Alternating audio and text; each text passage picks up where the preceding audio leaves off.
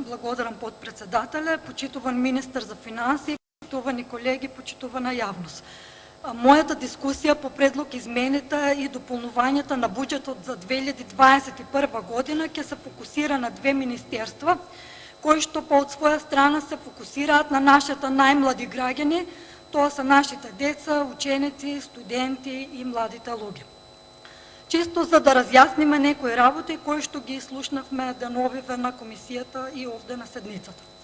Ќе започнам со разделот на Министерството за образование и наука и веднаш ќе се согласам со дискусиите на некои од нашите колеги пратеници. Да, точно е дека има малување со овој ребаланс на буџетот на разделот на МОН и тоа од 54 милиони 663 илјади денари. Сега, почитувани вработени во образованието, ученици, студенти, родители, јавност, да видиме точно каде е тоа намалување. Ако се погледнат расходите на основниот буџет на разделот на МОН, ќе се согледа следнава ситуација по програми. На програмата администрација има намалување од 2 милиони 31 илјада денари. Во делот на основното образование плюс цели 70 милиони 490 илјади денари. Програмата за средно образование е намалена за 129 милиони 73 илјади денари. Исто така намалена е програмата за високо образование за 76 милиони и 120 илјади денари. Но имаме зголемување програмите ученички стандард за 17 милиони 237 илјади денари и цели 132 милиони 304 денари на програмата за студентски стандард. Програмата за наука е намалена за 13 милиони 736 илјади денари, но вреди да се спомене дека програмата за децентрализација, која што со буџетот била 16 милиарди 250 милиони денари, останува иста. Програмата реформа на јавната администрација има зголемување од 800 илјади денари, додека програмите интеграција во ЕУ и инвестиции во образованието имаат намалување од 18 милиони првата програма, односно инвестициите во образованието за 36 милиони денари од прилика. Сега, за да биде поточна сликата на состојбите, да ги разгледаме и расходите по категорија и ставки. Во категоријата 42 стоки и услуги, фер и коректно е да им се каже на граѓаните и вработените во образованието дека имаме намалување од цели 166 милиони 896 илјади денари или, уште подетално по ставки, тоа се должи на следниве ставки. Во ставката 420 патни и дневни расходи имаме намалување од 3 милиони 310 илјади денари. Ставката комунални услуги, комуникација и транспорт се намалува за цели 42 милиони 425 илјади денари. Намалување има и на ставката поправки и тековно одржување, речиси 2 милиони денари. Намалување има и на ставката 425 договорни услуги, цели 156 милиони 732 илјади денари, како и на ставката други тековни расходи околу 20 милиони денари. Намалени се и привремените вработувања за 4 милиони 900 илјади денари. Јасно е, барем за тие што се вработени во образованието, дека овие намалувања се должат на фактот дека најголем дел од нашите училишта и наставата се одвиваше на далечина и заради тоа тие имаат заштеди по основ на грејење, комуникација, електрична енергија, превоз, вода и така натаму.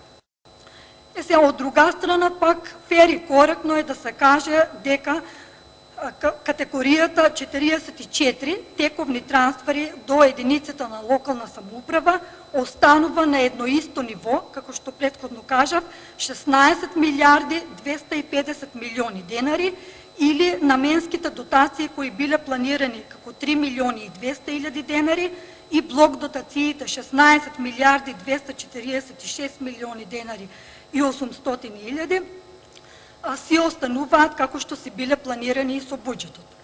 Значи, коректно е да се каже и покрај тоа што, како спомнав, по-големиот дел од училиштата работеа онлайн, средствата за блок дотациите им остануваат исти. Училиштата овие средства може да ги користат за потребите на реконструкција, за опремување на своите објекти, за подобрување на просторните услови, опремување на кабинети, нагледни средства, помагала, набавка на IT опрема и така натаму. Овде би го навела како пример кој што го искористи овој случај, односно оваа ситуација, училиштето од каде што доаѓам, СОУ Богданци, кое што во овој период, користејќи ги токму тие заштеди, направи реконструкција на кошаркарското игралиште во висина од 1.300.000 денари, се со намера подобрување на наставата по спорт и спортски активности, а истото игралиште добро е да знаат граѓаните на Богданци дека може слободно да го користат во утврдените термини. Почитувани граѓани, исто така фер и коректно е да се каже дека е зголемена и категоријата за субвенции и трансфери, и тоа од цели 211.887.000 денари. Тоа се должи на фактот дека се потребни средства кои што ќе ги обезбедат следниве намени. Прво, дополнителни 133.478.000 денари во програмата за студентски стандард за воведување, како што сите знаеме, законот на субвенциониран студентски оброк. Овде би прашала, почитувани студенти, што има лошо во тоа што државата преку нашето министерство се обврзува да го субвенционира оброкот со 2.400 денари месечно од оваа учебна година за сите редовни студенти на сите државни и приватни факултети. Па еве затоа се потребни околу 15 милиони евра кои што директно би легнале на вашите трансакцијски сметки, како би можеле вие со последните измени на законот, на кои што морам да признаам дека дел од пратениците ниту дискутира, но ниту пак гласа, пристикот ќе може, односно секој студент, да го оствари своето право кај било кој трговец.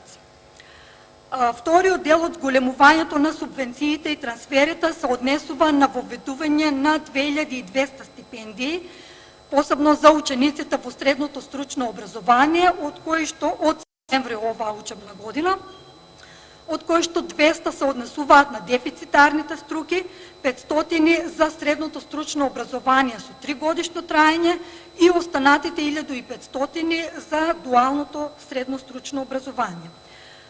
Сметам дека со оваа мерка, односно со овие стипендии, веќе се зголемува атрактивноста за запишување во стручните паралелки, а тоа можам да го потврдам еве со примерите со паралелката во СОУ Богданци, новата градежна паралелка која што се отвора за прв пат, и паралелките дентален асистент и машински инженер за компјутерско производство, кои така за прв пат се отвараат во гимназијата Гоце Делчев во Валандово. Третото зголемување на субвенциите и трансферите се однесува на месечниот износ на ученичките стипендии. Имено во просек за околу 11% се зголемуваат овие стипендии, кои што се исплаќаат со самиот почеток на оваа учебна година. Со владина одлука која што е донесена деновиве, стипендиите од досегашните од 2200 до 2970 денари, колку што изнесуваа на месечно ниво, се израмнуваат за ученици корисници на 3500 денари. Ваквиот износ за зголемување е од досега планираните 87 милиони денари на речиси 97 и со него би биле опфатени околу 3100 наши ученици. Почитувани пратеници од опозицијата, искрено, бидејќи ова го споменувавте повеќе пати деновиве во вашите говори, не сакам да верувам дека мислите дека и со овие зголемувања ги правиме предизборен подкуп кај учениците и студентите. Почитувана јавност, во овој говор што беше за буџетот, за предлог буџетот за 2021 година, на граѓаните, а посебно на учениците и на вработените во Општинското училиште Петар Мусав во Богданци, им посакав како новогодишна честитка да успеат да го реконструираат кровот на училиштето кој со години, туку со децении протекуваше. Нашата општина на јавниот повик на МОН во ноември минатата година аплицираше на овој повик, доби позитивно мислење на апликацијата и градежните активности се во тек, така да ме радува фактот дека во училиштето во кое што и јас работев некогаш и кое што од тогаш протекува од септември, значи, еве да речеме на учениците и на вработените, ако не друго, барем нема да им врне врз главите. Ова е само еден од низата проекти на реконструкција и изградба на училишни објекти во основните и средните училишта, кои што се реализираат во моментов низ државата. Почитувани колеги, во текот на расправата на Комисијата за финансирање, а и овде на седмицата, некои од колегите дискутанти соопштија информација дека се намалуваат средствата во програмата Те инвестиции во образованието. И тоа е точно така. Именно, ако се гледа по подпрограми, имаме намалување во делот на изградбата на основните училишта за 45 милиони денари од прилика, но имаме зголемување во подпрограмата реконструкција на основни училишта за околу 33 милиони денари. Имаме намалување за изградбата на училишните спортски сали во основните училишта, како и на тие во средните училишта, меѓутоа имаме зголемување во делот во подпрограмата реконструкција на средни училишта за 1 милион 761 илјада денари. Исто така има делумно намалување и кај студентските домови и нивната реконструкција и енергетската ефикасност. Почитувани колеги, сите знаеме дека и за најмала реконструкција, дали ќе биде на кров, на тоалет, на нешто слично, е потребна проектна документација. Да се подсетим еднаш дека во ноември минатата година беше објавен јавен повик од страна на Министерството за образование и наука за доставување на апликации за финансирање на проекти за реновирање и реконструкција на училишни објекти во основното и во средното образование.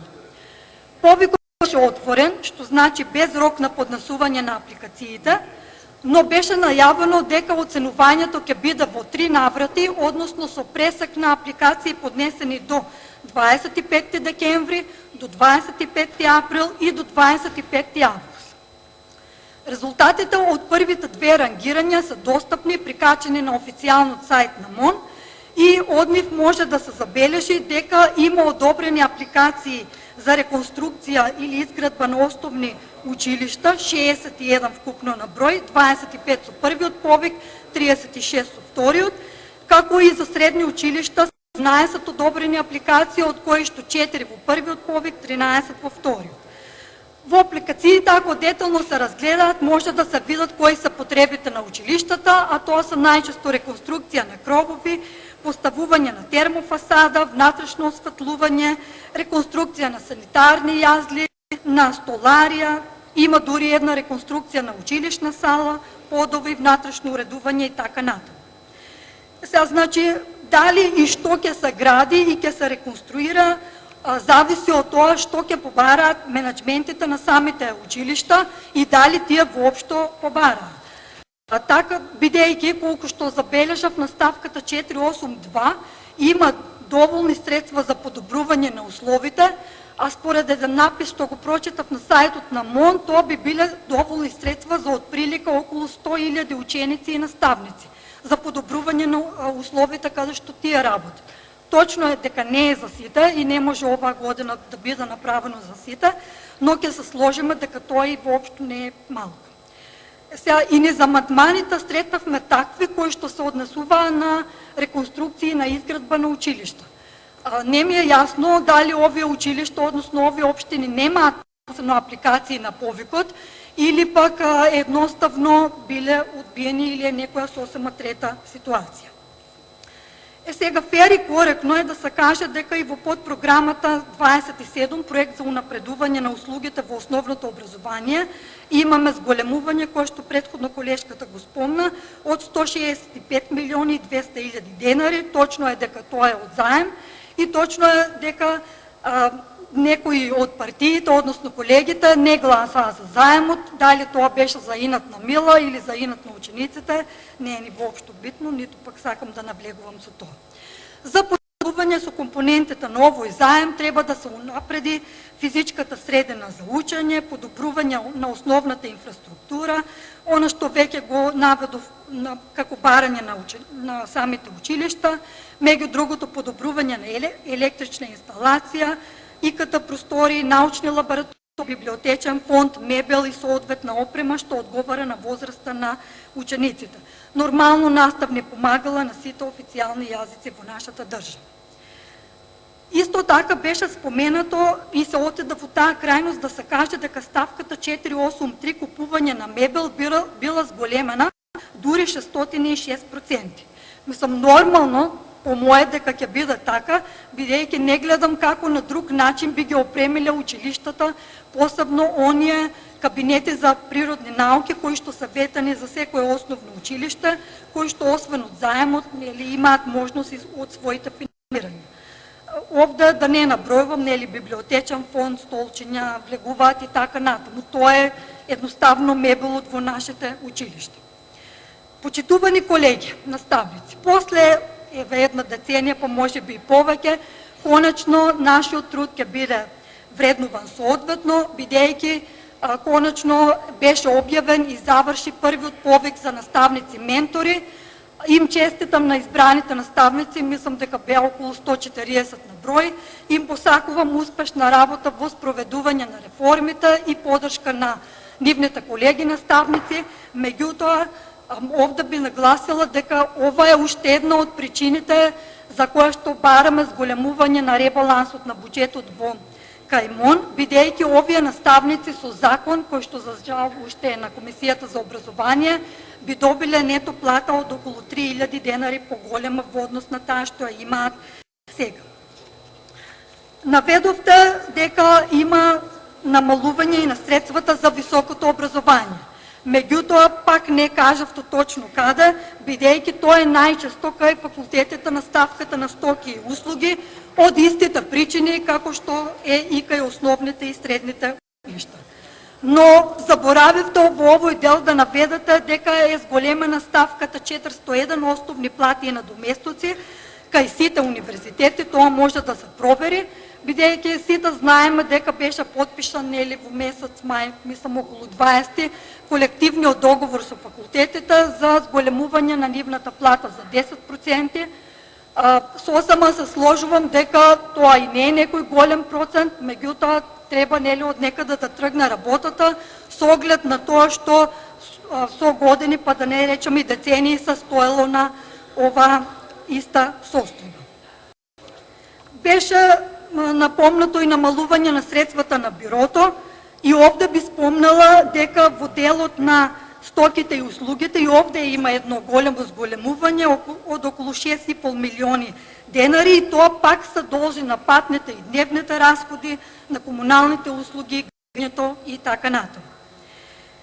Сега, почитувани граѓани, да се подсетиме што реално направила во овој дел оваа неодговорна власт, како што милуваат колегите од опозицијата да ја нарекуваат деновива. Водејќи се од фактот дека ние вложуваме во нашите деца уште од најмалиот ран детски развој, само би напоменала кратко колку што ми дозволува времето дека за само 10 месеци се отворени 13 градинки за вкупно 850 деца и на тоа се потрошени околу 193 милиони денари. До крајот на оваа година, односно во тек се градежните активности 12 градинки и заради тоа ни е потребен ребаланс од околу 64 милиони денари. Бидејќи една од градинките спаѓа и во Валандовскиот дел. Како вработен во образованието, при крајот ќе го споменам и податокот дека е зголемен образовниот додаток, кој што деновиве го користат над 15.000 ученици за разлика од порано. На самиот крај ќе констатирам дека понудениот ребаланс, значи според мене во овој дел има кратење по две основи. Или за непродуктивни трошоци, или онаму каде што динамиката за реализација се увидело дека е послаба. Сега Сами од крај ќе го искористам да ве замолам, почитувани колеги од опозицијата, да гласате за ребалансот со оглед на тоа што вашиот најнов слоган е Македонија за сите граѓани, значи за од најмало до највозрасно, и сметам дека овој ребаланс нема да им биде на нито еден